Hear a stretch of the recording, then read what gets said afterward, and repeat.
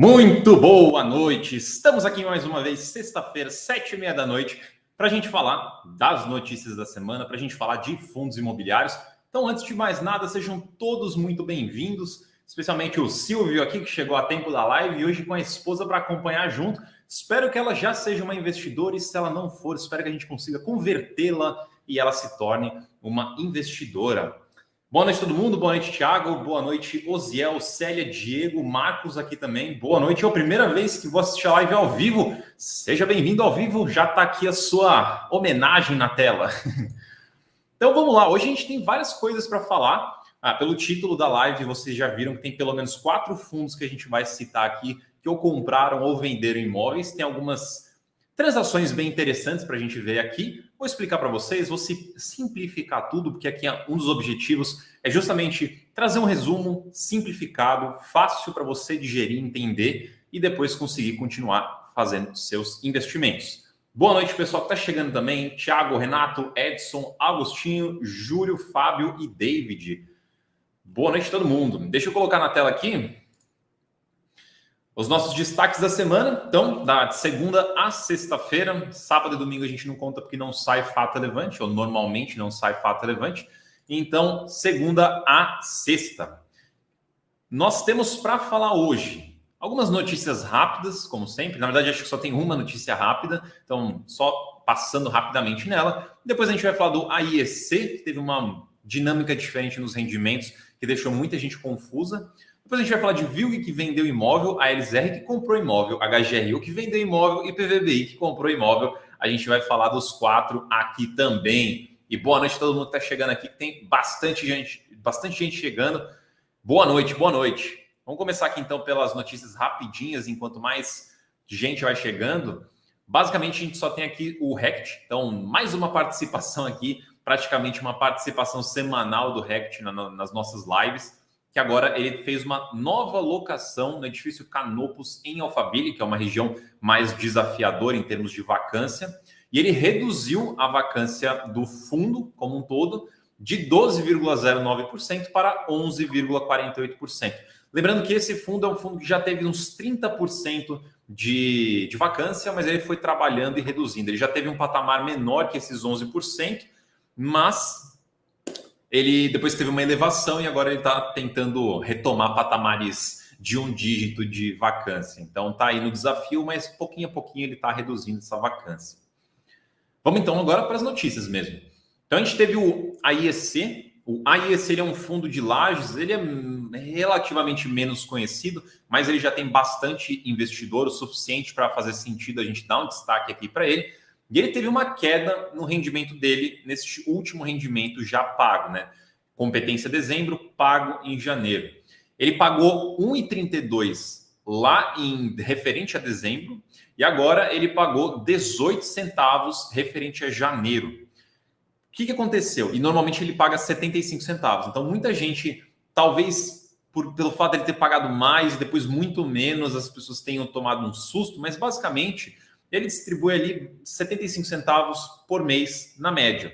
Só que no fim do ano, em dezembro, um dos inquilinos, a Down Brasil, ela acabou pagando adiantado o aluguel de janeiro. Então, em dezembro, ela pagou o aluguel de dezembro e de janeiro.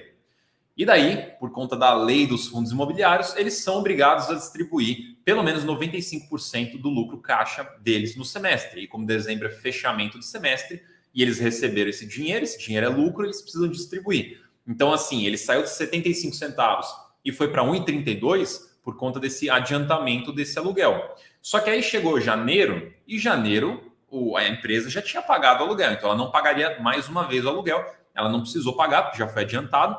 Então, aí, como não teve esse valor do aluguel em janeiro, então o fundo não recebeu esse dinheiro, logo não tinha como distribuir, por isso que ele foi para 18 centavos. Só que se você pegar e fizer uma média dos valores, você vai ver que ele continua distribuindo 75 centavos na média.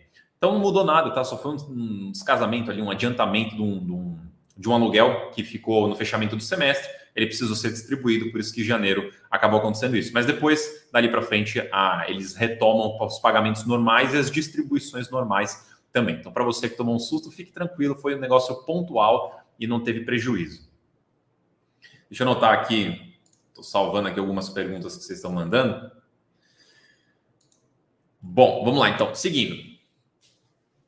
O VILG, ele celebrou um contrato, um acordo, na verdade, para vender 100% do centro de distribuição de Cachoeirinha.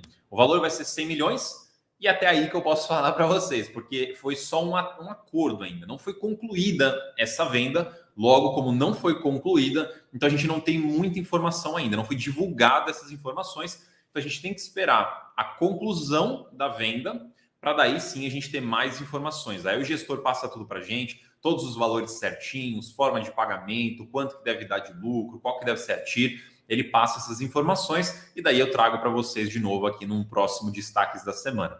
Mas no caso de hoje, o máximo que a gente tem de informação aqui é que foi uma venda ali, pelo menos está acordada uma venda de 100 milhões de reais. Então, não tem muito o que elaborar aqui. Fica para um próximo Destaques aí que a gente fala quando for concluído essa venda. Aí eu trago mais informações certinhas para vocês ficarem por dentro. Aqui a gente tem o LZR, eu de novo trouxe aí o vídeo para a gente ver. Eu já usei esse vídeo um tempo atrás. Já tem uma pergunta aqui do Márcio, né? Antes de eu continuar aqui no LZR, ele perguntou, mas por que vender? Bom, tem vários motivos que levam o gestor a vender um imóvel, mas a tese, de fato, a gente precisa esperar o gestor ele falar para a gente realmente dizer por que ele quis vender, tá? Mas, enfim, pode ser por necessidade de caixa, pode ser porque achou um bom valor de venda, pode ser porque tem uma outra oportunidade que eles já querem alocar o dinheiro, pode ser para reduzir a alavancagem, então pode ser para várias coisas, mas a gente precisa saber do gestor ele dizer exatamente. Então, voltando aqui, o AiresR, esse vídeo aqui é um vídeo que eu usei já numa live passada nossa, vou colocar ele de novo aqui, para vocês verem o imóvel em questão. O fundo ele já tinha adquirido 88% das cotas do TSER11, que é um fundo monoativo em Alphaville. Ele tem essa torre, você está vendo 3 torres no vídeo aí, essa mais clarinha da frente, da Dupont, ela está 100% locada para a Dupont, e daí o fundo TSR tem 100% desse imóvel. O ALZR comprou 88% das cotas desse fundo, consequentemente, indiretamente, ele acaba comprando 88% do prédio. E a notícia dessa semana é que o ALZR fez uma aquisição de mais 10% das cotas do fundo, totalizando 98%. Ele é praticamente dono do fundo e dono do imóvel. Tem um residual aí de 2%. Vamos ver aí o que vai acontecer. Imagino que eventualmente eles vão pegar os 100%, liquidar o fundo e resolver, mas isso aí é só um palpite meu. Vamos ter que acompanhar para ver os próximos capítulos, quando e como e se isso vai acontecer. Mas, essencialmente, é uma repetição aqui da notícia de um Destaques da semana anterior, e eles informaram que o impacto desse investimento deve ser de 2 centavos por mês, pelo menos no primeiro ano. O TSR era da Capitânia? Não, não era, de outra gestora, da Tishman Spear. Deixa eu ver aqui se tem outra pergunta. Carlos perguntou se tem alguma novidade do RBRP. Não, nenhuma novidade. Infelizmente, não temos um fato relevante de locação essa semana. Foi no da semana passada mesmo. Vamos então passar para o HGRU. HGRU, incrível trader de imóveis aqui, vende praticamente todo mês, está vendendo imóveis. Deixa eu dar só um contexto nesse fato relevante, porque ele é um fato relevante que está junto, né, acompanha outros fatos relevantes. Então, lá atrás, já tem um ano aí praticamente, ou talvez até mais, o fundo ele fez uma compra de um imóvel da Macro, que é esse aqui em questão. Ele teria que pagar esse imóvel, ainda não tinha pagado, então estava no acordo que ele teria que pagar, mas ele já estava recebendo ali os aluguéis. Então, o imóvel já era dele, só faltava realmente arcar com esse pagamento para efetivá-lo.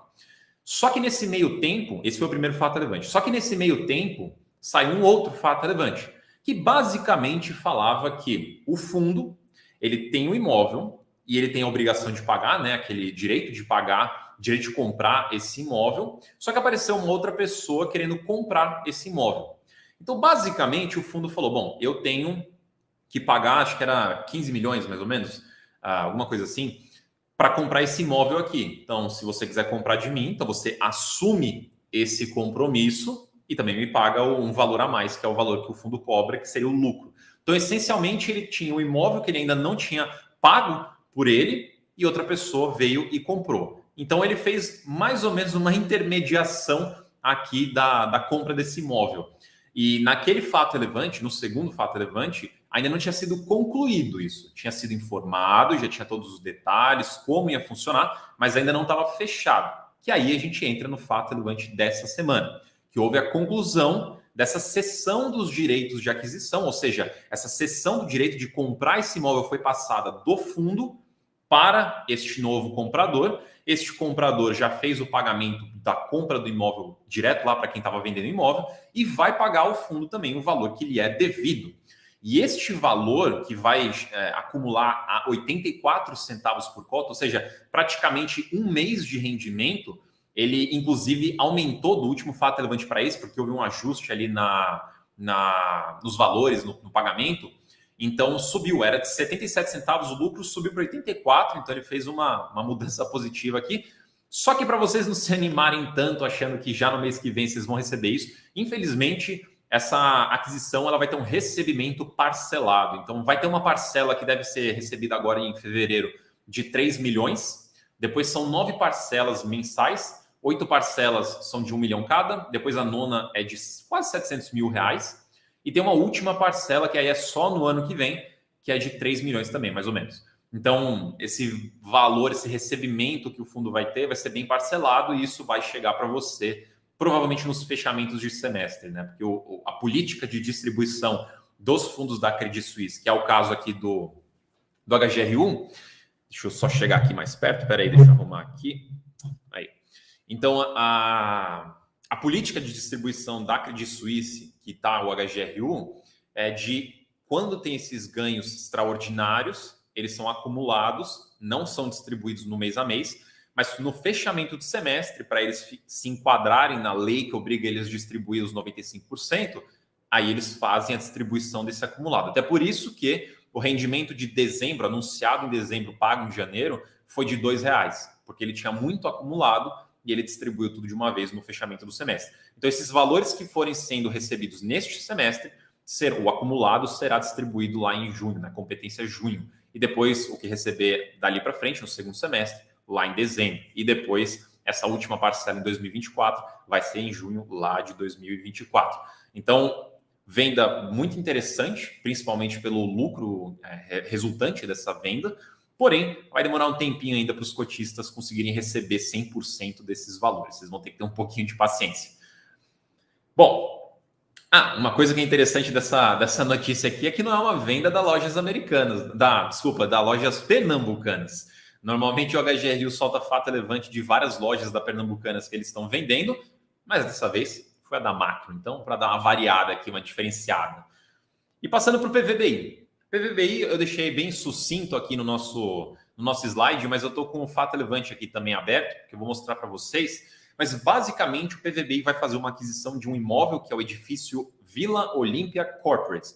Só que, na verdade, ele vai comprar o Velol, mais ou menos. Então, ele vai fazer da seguinte forma. A compra vai ser por 202 milhões. Ele vai pagar 30 milhões ao fundo, de fato. E ele vai pagar em cotas ali 172 milhões arredondando. Isso quer dizer que vai ter tipo uma conversão de cotas, né? Quem é cotista ali vai virar cotista do PVBI, com cotas, né? E então vai ser uma compra um pouquinho com dinheiro do caixa e um pouquinho com cotas. É como se estivesse fazendo uma emissão ali e dando as cotas para o Velol para poder ele vender o imóvel para o PVBI. E aí o imóvel se torna do PVBI e o Velol, o fundo Velol, ele deixa de existir, né? Ele mais um fundo de gestão passiva, pequeno, monoativo, que vai ser extinto, o que deve continuar acontecendo com fundos com essas características, porque se vocês olharem, a gente tem alguns ainda, vários até fundos de gestão passiva antigos, só que a liquidez deles é cada vez menor. Então é cada vez mais incomum você ver alguém investindo em um tipo de fundo desse. Então, por isso que acaba ou ele sendo eventualmente liquidado ou vendido, ou outro fundo grande comprando, que nem foi o caso aí do PVBI com o Velol. Um detalhe que eu esqueci de mencionar é que essa aquisição é de 53%, tá? Ele não está comprando 100% do prédio. O Velol não tinha 100% do prédio. Ele adquiriu 53%. Aí, conforme acompanhando aí o futuro do fundo, quem sabe um dia ele vai aumentando essa participação nesse imóvel, se essa for a estratégia. O incremento que isso deve gerar na receita do fundo é de 9 centavos por cota. Então vai ter um impacto positivo na receita do fundo por conta dessa aquisição. E aí eu vou trocar de tela aqui, porque eu quero mostrar para vocês, fazer uma recomendação aqui do... Deixa eu colocar aqui. Aí. Eu quero... Pronto. Mostrar para vocês aqui. Temos o fato relevante aqui do PVBI, depois vocês podem ler essa parte aqui, que explica o que eu acabei de explicar essencialmente. Só que eu queria destacar para vocês e aproveitar e elogiar a gestora por ter feito um documento aqui com todo o racional dessa aquisição, super completo, super detalhado e dizendo exatamente o porquê das coisas dessa aquisição. Não vou ler tudo, tá? Se vocês olharem aqui na esquerda, ó, são muitos slides aqui com informações, mas eu recomendo que você, cotista do fundo ou cotista do VELOL, dê uma olhada nesses slides aqui. Mas vamos só destacar aqui algumas coisas.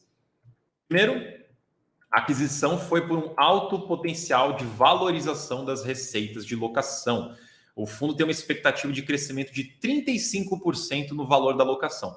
Resumindo, né, traduzindo, na verdade, ele comprou um imóvel que entende que os aluguéis ali estão defasados e ao longo do tempo, porque isso não dá para fazer do dia para a noite, ele vai reajustando esses contratos ou arranjando novos inquilinos para ter o contrato com valor atualizado a par do mercado, e isso vai elevar as receitas desse imóvel. Aqui outro ponto é um AAA, né? Então a qualidade do imóvel é muito boa, além de ter um potencial de aumento, a qualidade é muito boa. Afinal, o PVBI ele é um fundo que investe em ativos de escritório, né? Prédios corporativos, prédios de lajes. AAA, então só de altíssima qualidade, tá? Deixa eu ver outro ponto aqui. E aqui, né, esse aqui também é interessante, que é a alta complexidade de replicar esse imóvel. Então, é um imóvel que é muito difícil ter uma competição ali para ele. E aqui acho que é um ponto super chave. Essa parte aqui, ó, aproximadamente, foi pago, né? Aproximadamente 60% abaixo do custo de reposição desse empreendimento. É como se o fundo tivesse, o PVBI tivesse comprado esse prédio a um PVP de 0,4, essencialmente. Então, ele fez uma compra barata, que dá para aumentar o potencial de receita do prédio, e também é um imóvel em si muito bom. Não sei se vocês conhecem a região ali em si, mas ele está perto de onde era o outro prédio que eles tinham, que eles venderam, aquele do Torre JK, lá do complexo do Shopping JK, eles tinham lá um prédio lá, eles venderam, né? Mas é muito próximo um do outro, tá? Não é um do lado do outro, mas é relativamente próximo um do outro.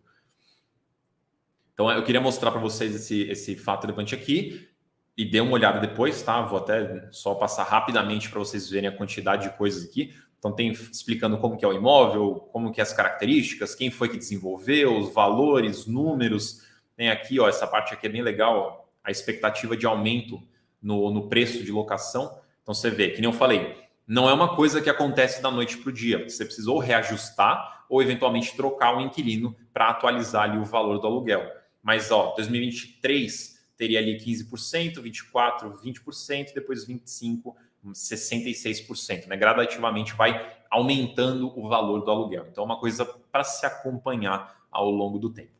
E, enfim, aqui tá bom para mostrar. Ó. Aqui onde está o imóvel, né? O verdinho aqui com essa setinha. E aqui em cima, ó, onde está marcado em cinza, ó, Shopping JK Iguatemi, é onde era, né? Aqui, ó, onde eu estou passando o mouse.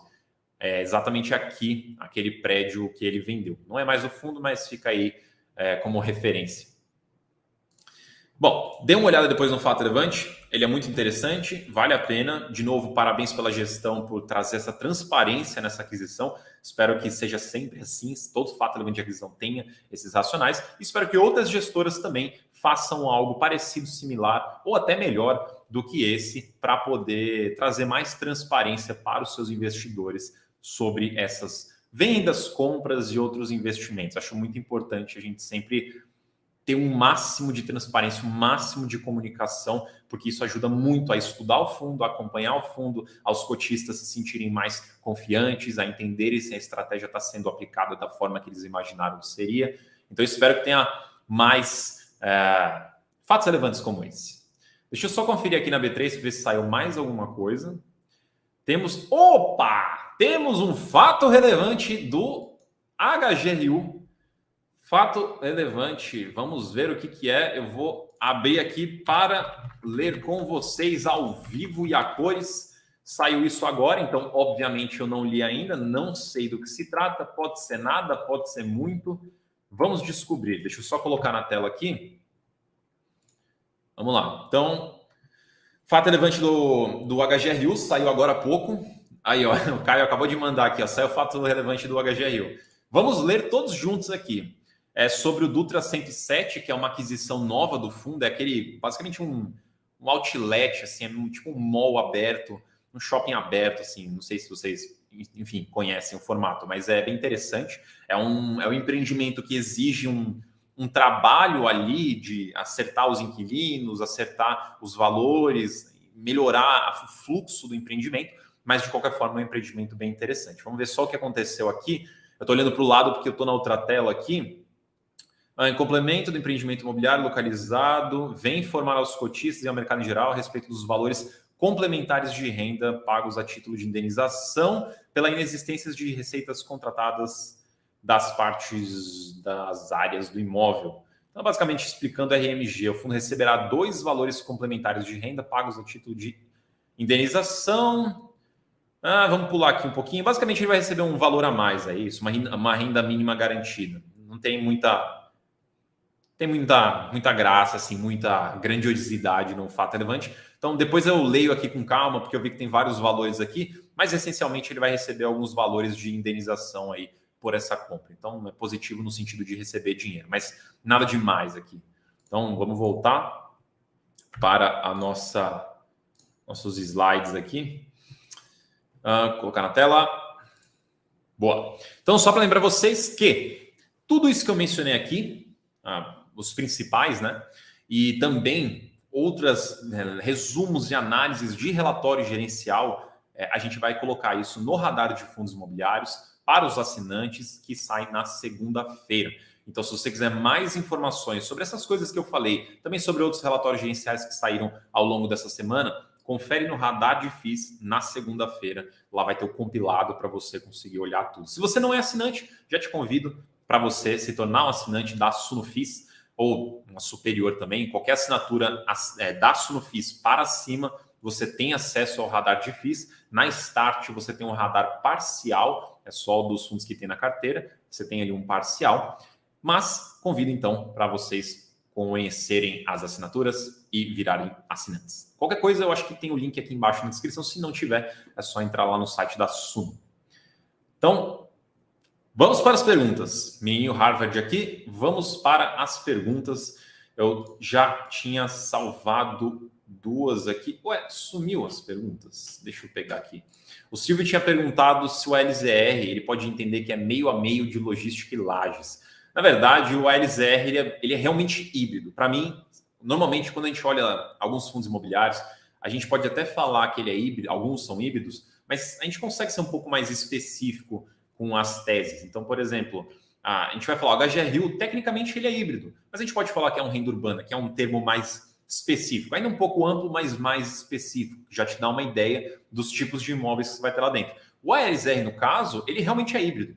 Então, ele tem aproximadamente, se a minha memória não falha, 40% em lajes, arredondando, 30% em logístico, e daí os outros 30% estão divididos em outras coisas. Então tem data center, tem clínica de diagnóstico, tem... que mais tem? Acho que tem mais um outro imóvel diferente lá também. Então ele realmente é híbrido, tá? E o RBRP é meio a meio logísticas e lajes? Não, também não. A ideia é ser mais ou menos 70-30, então 70 lajes, 30 logística. Só que hoje, se não me engano, a parte de logística está representada em 17%, se a minha memória também não falha. Deixa eu ver aqui outras perguntas.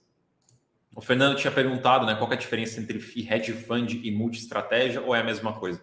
São 2 termos que estão sendo usados para a mesma coisa, tá? Então, quando você ouvir isso em fundos imobiliários, em tese é a mesma coisa. Mas confira o regulamento do fundo certinho, porque às vezes, apesar de 2 fundos se chamarem hedge fund ou se chamarem multi-estratégia, eles podem ter uma estratégia diferente, eles podem ter uma tese, uma política de investimento diferente. Mas, no geral, falando, generalizando mesmo, o hedge fund multi-estratégia é a mesma coisa.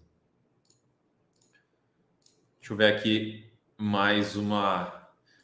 Ô, Cláudio, assistindo a live e comendo uma tapioca recheada aqui no Nordeste. Pô, eu falo para vocês já várias vezes que eu tenho que fazer uma live aqui, pedir uma pizza e comer junto aqui, mas até hoje eu não fiz, quem sabe um dia. Deixa eu ver aqui, vamos ver. Algumas perguntas podem mandar. O Good Hunter perguntou aqui: com essa coisa de gestores vendendo imóveis, realizando e distribuindo lucro, a ideia é de que os proventos dos FIIs de tijolos tendem a acompanhar a inflação está morta? Será preciso sempre reinvestir? É complexo isso, porque essas vendas, mudanças, essa dinâmica de fundo imobiliário, ela acaba afetando um pouquinho aquela tese de que o contrato ele é reajustado pela inflação, ao longo do tempo o imóvel vai valorizando também, pelo menos pela inflação. Teoricamente, isso é verdade, mas na realidade depende do fundo, tem fundos que não conseguem, tem fundos que conseguem, essa dinâmica vai diferente. Mas assim, quando a gente fala aqui de um fundo imobiliário, quando a gente vai olhar a rentabilidade, quando a gente vai olhar o retorno, a gente não pode olhar apenas uma coisa. A gente não pode só olhar o rendimento no padrão, a gente não pode olhar só o rendimento extraordinário, a gente não pode olhar só a valorização. A gente tem que olhar o pacote completo para entender se aquele fundo ele está trazendo valor para a gente, que é um valor satisfatório e, se for seu objetivo, acima da inflação. Os rendimentos em tese, nos bons fundos, conseguirão ali ganhar da inflação. Quando ele faz uma venda de um imóvel, pensa que ele está basicamente adiantando vários meses de aluguel e já está distribuindo para você hoje. Então, vamos lá, o HGRU, por exemplo, que a gente falou agora há pouco, ele distribui 82 centavos todos os meses, mas ele foi lá e vendeu alguns imóveis, e alguns desses imóveis, eles geraram, eles, se não me engano, davam um centavo, na verdade era 0,001 de real de aluguel referente, né, mensalmente. E ele fez algumas vendas que foi de 7 centavos, 14 centavos. Pensa, então, 0,001, quantos meses para chegar em 7 centavos, por exemplo? Eu acho que era isso mais ou menos. Mas se eu errei o número, a ideia permanece a mesma, tá? Então ele basicamente adiantou. Então você tem que contar, pô, já tive um adiantamento, já tive um bump na minha rentabilidade do fundo que provavelmente vai superar a inflação, especialmente quando essas vendas vêm com muito lucro. Então pode ser que no próximo o rendimento não volte a subir, né? Ele distribui extraordinário ali os R$2, mas volta para 82 e não sobe. Pode acontecer? Pode. Mas pensa que você ganhou esse dinheiro, ele faz parte da sua rentabilidade. Assim como o fundo deve valorizar também. Assim como o fundo deve pegar o dinheiro, porque ele também recebe um dinheiro de volta que ele não distribui, que é a amortização, e ele vai investir em outra coisa que vai gerar aluguel também. Potencialmente pode gerar mais aluguel, pode gerar menos também, então é importante ver. Então, assim, por isso que eu falei que é complexo. Você não pode olhar só uma coisa isolada. O rendimento recorrente é importante, mas existe o extraordinário e depois existe a valorização e também existe o reinvestimento do fundo mesmo, né? Do gestor reinvestindo dinheiro em outro empreendimento, que também faz parte ali do teu retorno eventualmente. Então é um pouco mais complexo, tá? Mas em teoria, os fundos imobiliários, sim, batem inflação. A gente já fez várias simulações aqui dos principais fundos, principalmente os que estão na nossa carteira. Todos eles batem a inflação e a maioria deles ainda bate a inflação mais 6, que é uma meta muito importante que a gente coloca lá. Não é fácil bater essa meta, mas muitos batem, os que estão na nossa carteira, muitos batem essa métrica. Tainan perguntou, tem uma dúvida, aquela miniatura do capacete é do Felipe Massa? Pior que, olha, provavelmente eu vou ser julgado pela minha resposta aqui. Eu confesso que eu não lembro de como era o capacete do Ayrton Senna, mas eu tenho 99% de certeza que não é uma réplica aquilo ali. Deixa eu ver aqui. O Paulo perguntou se já teve algum caso de gestão fraudulenta em fundos. Não. Teve já no passado um caso que a CVM foi investigar, o fundo foi meio punido, o MFI, faz muito tempo. Mas fraude, não teve. Deixa eu ver aqui. O Silvano perguntou aqui, um fundo de logística vende imóveis por conta da inflação e após esse período há recompra? Inclusive essa pergunta foi interessante para me lembrar de uma coisa que eu devia ter falado na pergunta anterior ali. Quando o fundo, o imóvel, ele valoriza, a valorização daquele imóvel não chega no seu bolso diretamente. Então, quando há uma venda desse imóvel, é como se destravasse esse valor e ele entrasse no seu bolso de fato via rendimento, tá? Então, a venda de um imóvel também serve para destravar esse valor para você. Dito isso, vamos lá para a pergunta do Silvano. O fundo de logística vende imóveis por conta da inflação? Não, não é por isso que ele vende imóvel. É uma consequência da venda do imóvel, mas normalmente um fundo, seja de logística ou seja outro fundo, ele vende por alguns dos seguintes motivos. Necessidade, ou seja, ele precisa de caixa, seja para pagar uma alavancagem, seja para pagar alguma obrigação, ele precisa de caixa, seja porque ele realmente encontrou uma boa oportunidade de realizar um bom lucro, ele vai lá e vende. Esses são os dois principais pontos para uma venda de imóvel. Não é só para destravar a inflação, tá? Tem que fazer sentido a venda como um todo. Felipe falou que acha provável a HGLG comprar o Fibão da massa no futuro. Olha, eu sou da tese de que fundo de gestão passiva, mesmo que o Fibão ele é multi-inquilino, ele é um monoativo, ele é um complexo ali, ele é monoativo. Eu acredito que fundos de gestão passivas ou serão vendidos, ou serão liquidados, ou serão comprados por outros fundos. Se vai ser o HGLG, se não vai, aí realmente não tenho como saber. Mas eu imagino que um dia deve chegar esse estágio do fundo ser liquidado ou vendido. Seja vendido para alguma outra empresa, pessoa, ou vendido para um fundo maior, né? Ou até incorporado, talvez, quem sabe também. Aí, ó, tá vendo? O Sérgio falou que era verde e amarelo. Eu devia saber isso. Foi mal pela minha falta de cultura. Deixa eu ver aqui. XPLG foi afetado pela crise na Americanas. Fundos imobiliários, até agora, em termos de renda, não foram afetados. Nenhum foi afetado pela Americanas, porque ela está adimplente em todos os fundos. Mas isso acabou de começar. A recuperação judicial acabou de começar. Essas notícias estão começando a sair agora. A história está começando a se desenvolver. Então, pode ser que nos próximos meses aconteça algum problema, pode ser que as Americanas comecem a ficar inadimplente e os fundos não receberem renda. Por essa antecipação de uma possibilidade, muitos fundos estão sendo desvalorizados, né? Vendidos. Então, XPLG, GGRC, LVBI, entre outros, eles tiveram quedas aí nessas últimas semanas por conta da Americanas, mas é por uma antecipação do que pode acontecer, porque de fato não aconteceu nada ainda dentro dos fundos imobiliários.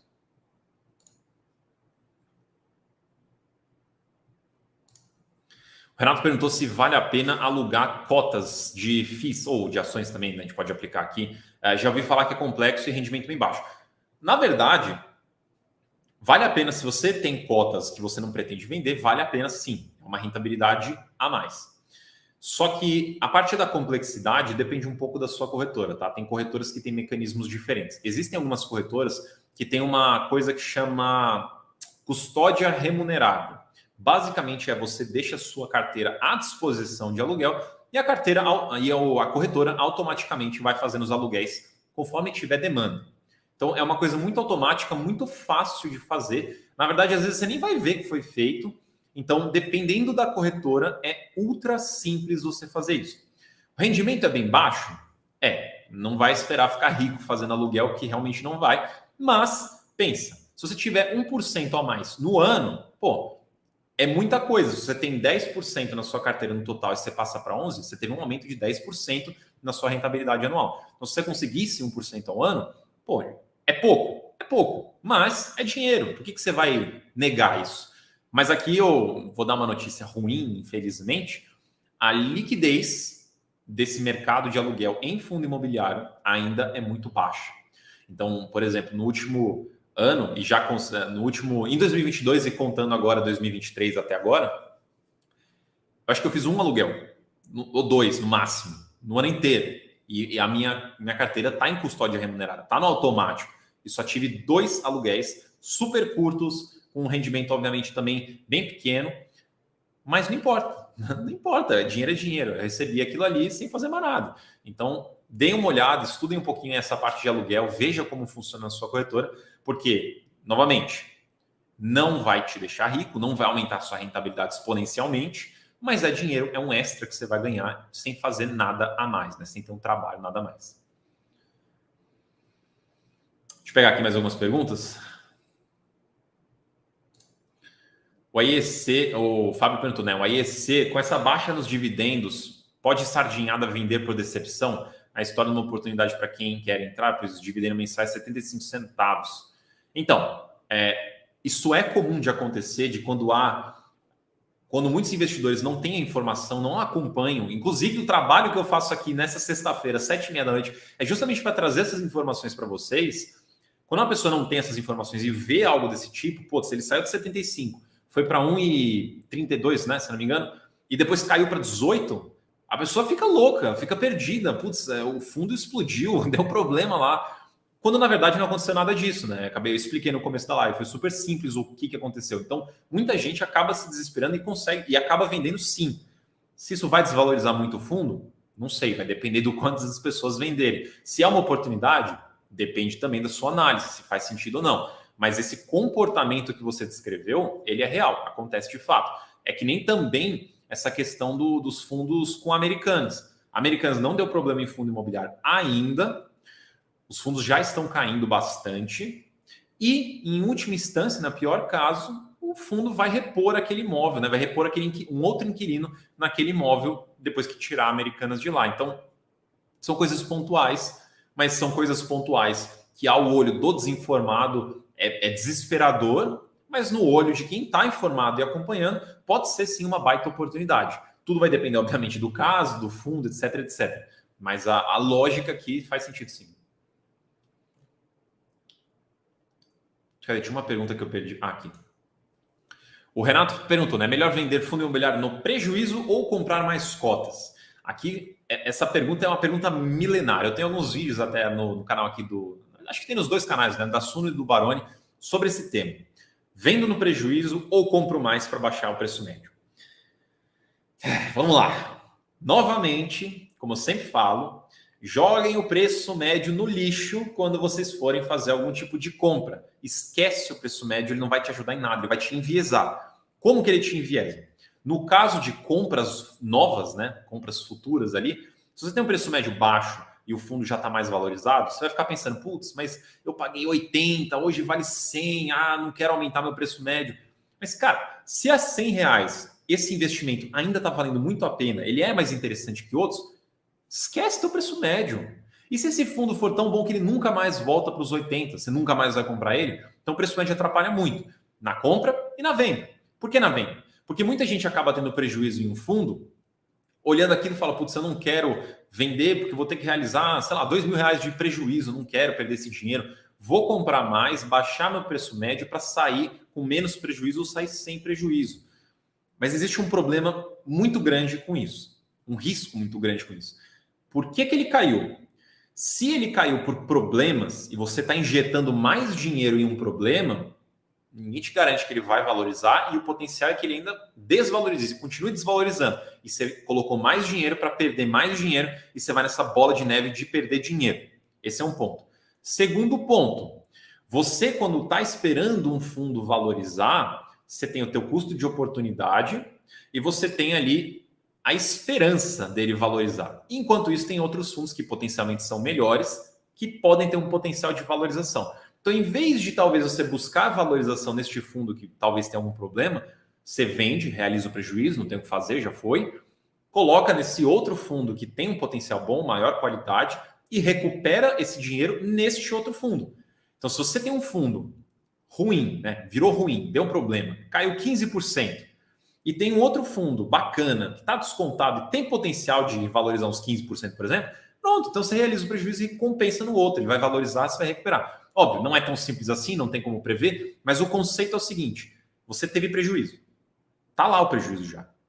Só que você tem que avaliar, é por problema? Se for por problema, talvez seja melhor realmente se livrar desse problema, porque ele pode piorar e não injetar mais dinheiro lá. Se não for problema, se tem fundo imobiliário no prejuízo, Sua carteira está tranquila. O que aconteceu foi que o mercado, né, os índices também econômicos, a economia em geral, acabou dando uma invertida para o lado negativo, acabou jogando as cotações para baixo de uma forma ampla, generalizada, não é problema específico. Então só caiu a cotação. Aí talvez possa fazer sentido você ou comprar mais ou deixar lá, espera, vende depois, não tenha pressa, caso o carrego ali faça sentido. É uma outra coisa de você avaliar. Tem fundo que é super interessante você vender imediatamente, caso você tenha.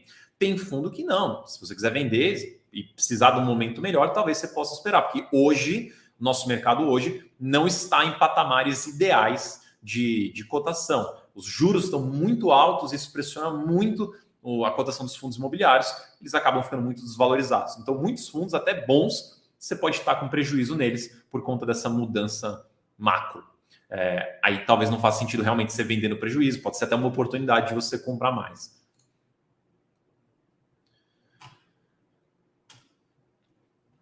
Vamos lá. Igor, fazer caixa de oportunidade não é perder para a inflação? Cashing is trash? Depende. Depende de várias coisas, tá? Vou colocar duas principais aqui. A primeira é que quando você faz um caixa de oportunidade, esse dinheiro não pode ficar parado, ele tem que estar investido. Se você está investindo hoje no 100% do CDI, você não está perdendo para a inflação. Você está tendo uma renda ali de 13,75%, né? Tira ali um pouco do imposto, mesmo assim ainda dá um valor acima da nossa inflação atual. Então você está ganhando da inflação. Esse é um ponto. Então você não pode colocar teu dinheiro no colchão ali, você tem que realmente investir. Se a gente estivesse no cenário de juros extremamente baixos, como a gente teve no passado, 2%, aí provavelmente você estaria realmente perdendo para a inflação. Mas o outro ponto é o seguinte, e é o motivo do porquê que eu não faço caixa de oportunidade. Eu faço controle de caixa, às vezes eu seguro um pouquinho, solto mais depois, mas eu não faço caixa de oportunidade, porque ela é extremamente dependente em timing. Então, se você está juntando dinheiro, está acumulando dinheiro, porque você quer acertar aquele momento que vai mudar a tua vida, qual a chance de você, de fato, acertar esse timing? Você não tem como prever, não tem como saber quando é o melhor momento para você comprar, até que esse momento tenha passado já. Então, como é extremamente dependente de timing, eu prefiro não fazer. E daí, respondendo também a sua pergunta da questão da inflação, se você erra o timing do seu investimento, você teve a questão do custo de oportunidade, que você pode ter perdido ou não. E daí, você alocando errado no momento ruim, você pode ter prejuízo, você pode ter uma ineficiência também e pode, de novo, acabar perdendo para a inflação. É por isso que eu não faço caixa de oportunidade.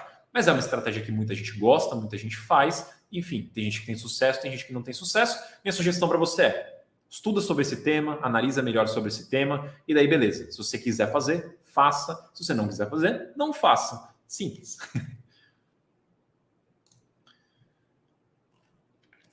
Vamos ver aqui.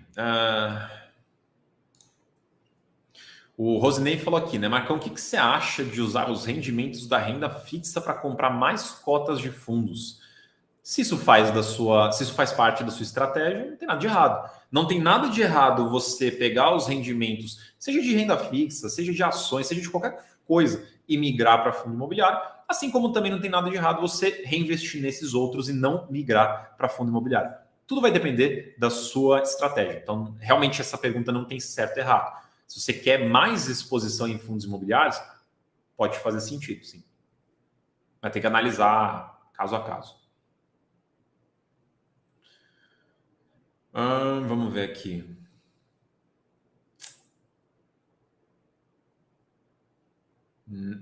Mandem mais perguntas aí, Deixa eu ver algumas aqui.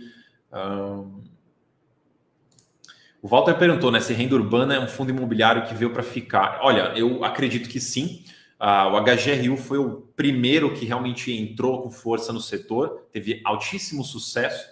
TRXF veio depois também, teve um grande sucesso também com essa tese. O RBVA, ele é um fundo que ele ainda tem muita agência, ele tem vários problemas do passado por conta disso, mas ele vem caminhando para ser renda urbana também. Tecnicamente, ele já é renda urbana, só tem uma exposição muito grande em agência.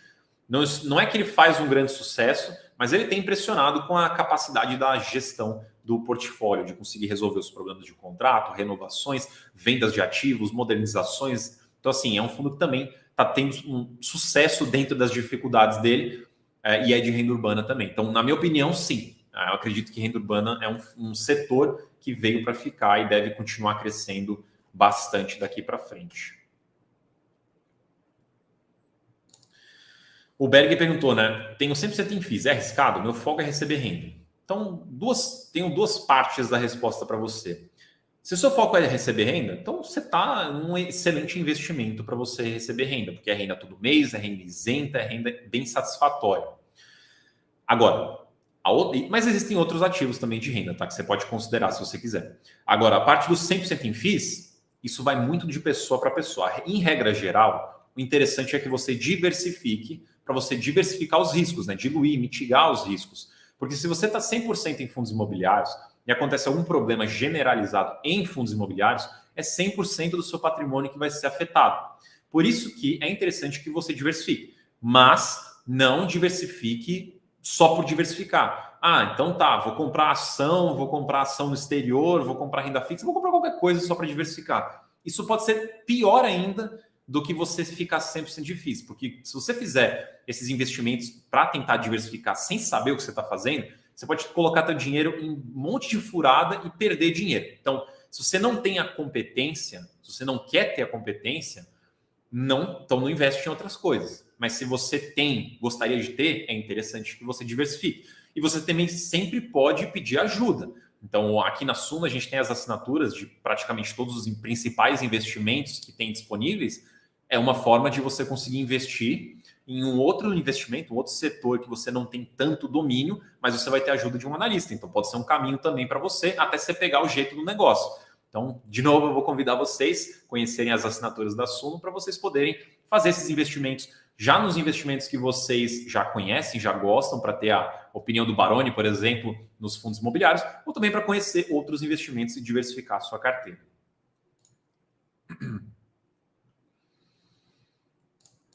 O Ricardo falou que o HGRU possui uma grande concentração em pernambucanas. Olha, é grande, mas não acho que é um nível preocupante, não. Ele tem um portfólio muito bem diversificado, mas já está dito que ele vai vendendo essas lojas. Então, o peso da Pernambucanas no HGRU vai gradativamente reduzindo. E conforme o mercado melhorar e o fundo voltar a crescer, ele vai diluindo mais ainda essa participação. Então, não é alguma coisa que me preocupa, não.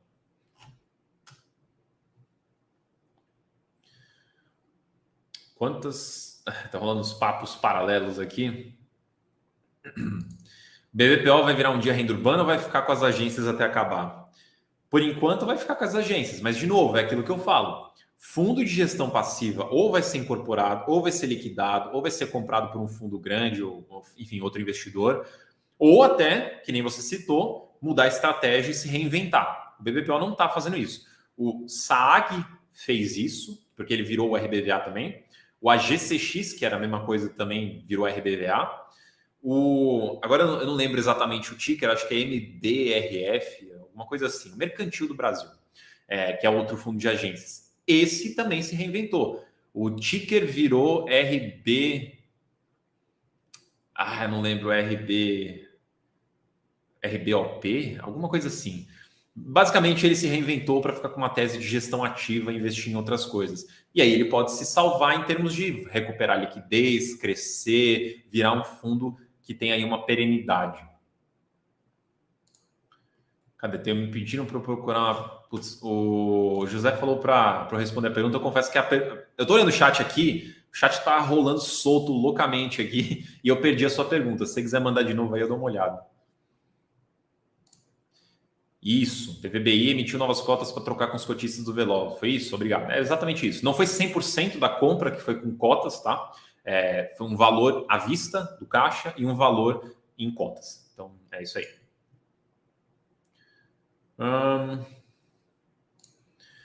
O Crislane falou aqui, qual é a perspectiva futura para o mercado de FIIs esse ano frente à questão política, taxação de modo em geral? Bom, não tem nada em pauta sobre taxação de rendimento de fundo imobiliário.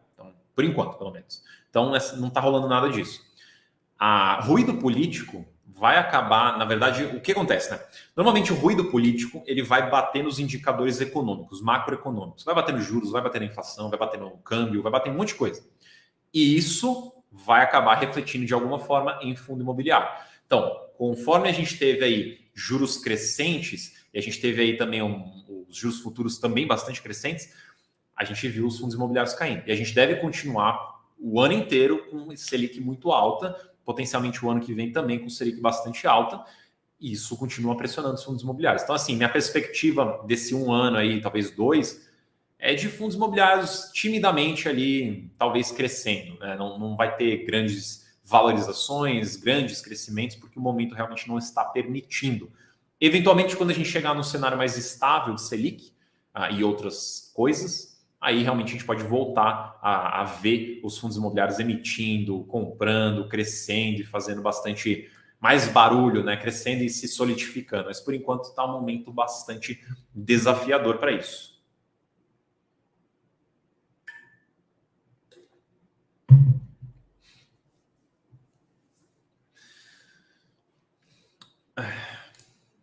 O George falou aqui, né? Como é que eu descorrelaciono uma carteira de FIIs usando outros FIIs com o objetivo de ganhar do IFIX? Olha, assim, quando você pensa em ganhar do IFIX, você tem que lembrar que o IFIX ele é basicamente um fundo, né? Um índice, né? Mas, enfim, é uma carteira ali que tem mais de 100 fundos. E dentre eles tem várias coisas lá que não são tão interessantes. Então, só o fato de você filtrar, você vai estar, de certa forma, correlacionado ainda, mas você vai ter um nível de correlação menor, porque você não vai comprar 100 fundos. E você pegando só a nata, só pegando o premium ali, você vai ter também um potencial acima do IFIX. Por exemplo, as carteiras da Suno, a carteira da Suno de fundos imobiliários, ela bate, dá uma porrada, uma surra no IFIX, porque a gente faz essa filtragem. Agora, se você quiser se descorrelacionar um pouco com coisas que não são FIIs, mas são parecidas com FIIs, você pode olhar para Fiagro, você pode olhar para FIINFRA. Estruturalmente são parecidos, tem uma dinâmica parecida, não são iguais, mas são parecidos e são descorrelacionados. Então você pode olhar. Eu, inclusive, gravei um vídeo na quinta-feira com o gestor de FIINFRA, o BODB11, e deve sair, eu não tenho data, mas deve sair aí nas próximas semanas. E lá eu falo com ele das diferenças de fundo imobiliário para FIINFRA, como é que funciona, como é que não funciona. E a gente falou até algumas coisas disso daí, de descorrelacionar os investimentos. Então, acompanha, né, os canais e depois você vê esse vídeo que também acho que te ajuda. O José perguntou aqui, quanto a carteira da Suno seria melhor eu comprar uma cota de cada ou comprar várias cotas de que está primeiro no ranking? Eu reinvisto os dividendos e mais R$ 1.500 por mês. Bom, tem alguns caminhos, tá? Eu vou te falar o que eu acho mais interessante, mas tem 2 caminhos. O primeiro caminho é dilua e compre tudo da carteira todo mês, para você se manter sempre diversificado. Esse é um caminho, não é o que eu prefiro, mas é totalmente válido. O segundo caminho é, de fato, use o ranking para você fazer seus investimentos. Então, se você tem R$ 1.500 por todo mês, você não precisa colocar os 1.500 em uma coisa só. Pode dividir em 2, 3 e dar preferência porque está mais para cima no ranking. Aí você consegue continuar diversificando e aproveitando as melhores oportunidades. Aí no mês que vem, quando você for investir mais 1.500, talvez o ranking tenha mudado a ordem e você vê que está mais para cima e compra aquelas coisas. Então, use o ranking para guiar seus próximos aportes.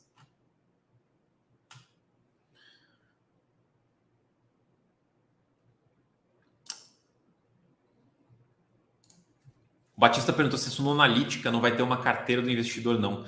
Olha, confesso que eu não sei te dizer. Talvez é a minha resposta, mas eu realmente não tenho essa resposta de pronto agora. Eu posso depois ver, mas não sei se você chegou a ver, mas a gente liberou essa gestão de carteira do investidor dentro da área do investidor para quem é assinante. Então, se você for um assinante, você consegue entrar lá na sua área do investidor, entra pelo site e vai ter uma opção que chama Meus Investimentos, que você consegue cadastrar a sua carteira lá. Tá? Então, não é no Suno Analítica, mas é dentro da plataforma da Suno, se você for assinante. Então, dá uma olhadinha lá. Depois eu vejo essa resposta aí do Analítica.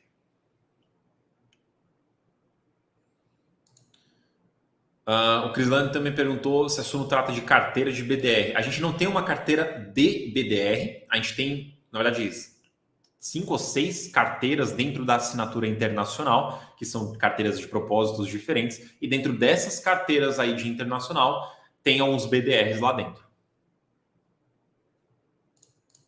O Renato perguntou se tem um ranking na carteira de FIIs da Suno. Tem um ranking. Quando você olha lá, tem uma tabela. Essa tabela tem vários fundos que a gente recomenda e eles estão ordenados pelo que a gente entende que é mais, tá no momento mais oportuno de comprar. Então, se a gente move um fundo para o ranking 1, por exemplo, quer dizer que a gente entende que este fundo é a melhor oportunidade deste momento.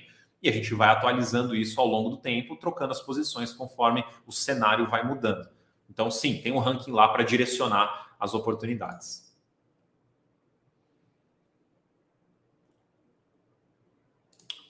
Tiago falou aqui, boa noite. Quando se refere a estar 100% local, 100% em um único mercado, está se referindo somente em ativos de bolsa? Não, eu digo em tudo. Assim, você ficar 100% em um tipo de investimento um pouco mais micro do que renda variável, né? Do que ativos de bolsa, é o que eu estou falando. Então, 100% em FIIs, 100% em ações, 100% em renda fixa. Eu não acho tão interessante ser 100% alguma coisa. Apesar de que a minha carteira hoje é praticamente 100% fundos imobiliários. Mas eu falo isso porque eu trabalho com fundos imobiliários. Então é muito natural para mim, mais fácil, enfim, está no meu círculo de competência. Mas, no geral, é interessante você diversificar. E eu estou diversificando. Né? Eu estou aumentando a minha exposição no exterior, por exemplo. Então, minha parte de FIIs vai diminuindo um pouquinho e a parte de exterior vai aumentando um pouquinho. Mas, assim, é uma questão de segurança, né? De diversificação, de risco. Mas você pode ficar 100% em alguma coisa se você tiver o conforto para isso. E também entender os riscos de você fazer isso. Bom, damos 56 minutos aqui. Muitíssimo obrigado a todos vocês pela participação aqui nesta sexta-feira à noite, na nossa live de destaques da semana. Queria agradecer imensamente a participação, as perguntas, as brincadeiras aqui que vocês mandam no chat aí. Muitíssimo obrigado. Adoro ver vocês todos aqui sexta-feira comigo. Sexta-feira que vem estarei aqui novamente. Bom fim de semana para todos vocês. Aproveitem, descansem. Bom hambúrguer, boa pizza, bom churrasco naquele domingo de manhã. Aproveitem. A gente se vê semana que vem. Mais uma vez, bom fim de semana. Obrigado pela participação e até a próxima.